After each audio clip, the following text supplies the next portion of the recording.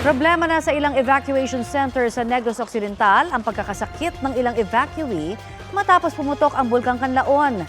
May ulat on the spot si Adrian Prietos ng GMA Regional TV.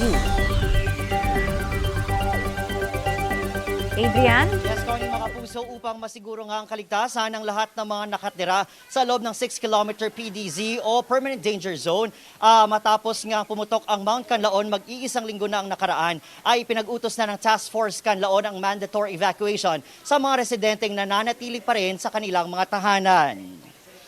Mga puso, 100% ng puno ang evacuation center sa bayan ng La Casillana, Negros Occidental. Ito'y matapos ipag-utos ng Task Force Kanlaon ang mandatory evacuation sa mga residente sa loob ng 6-kilometer PDZ o Permanent Danger Zone na hindi pa lumikas simula na pumutok ang Mount Kanlaon, mag-iisang linggo na ang nakalipas. Sa buong Negros Occidental, 8,364 na mga katao nang lumikas mula sa loob ng 6K MPDC.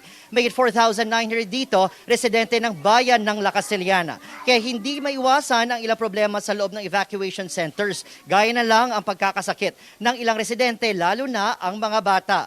May ilang bata na sinisipon at sumama na ang pakiramdam dahil sa init sa loob ng evacuation site. Ang ilang senior citizens naman nakakaranas ng hika at paninikip ng dibdib. Kaya dagdag na gamot at vitamins ang kanilang hiling. Nagpapasalamat naman ang evacuees na nakakakain sila ng 3 beses sa isang araw, ngunit kailangan pa rin ng mga gamot para sa kanilang kalusugan.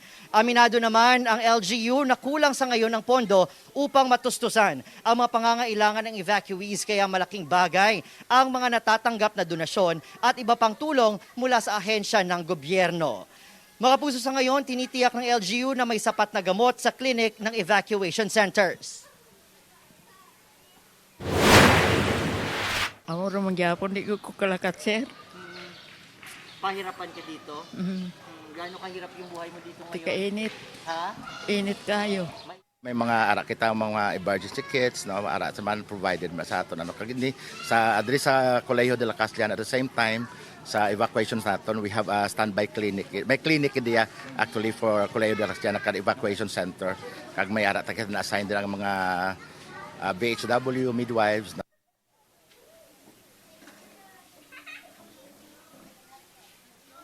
Connie, mga kapuso, dagdag ko lang, no, nagpadala na ng dagdag na DRM personnel ang DSWD-6 sa mga evacuation centers dito sa Negros Occidental upang mas lalong matutukan ang response operations nila. Ang mga bata naman at senior citizen na nagkakasakit ay mahigpit na minomonitor. At yan munang latest mula dito sa bayan ng La Casillana, Negros Occidental. Connie? Maraming salamat, Adrian Prietos ng GMA Regional TV.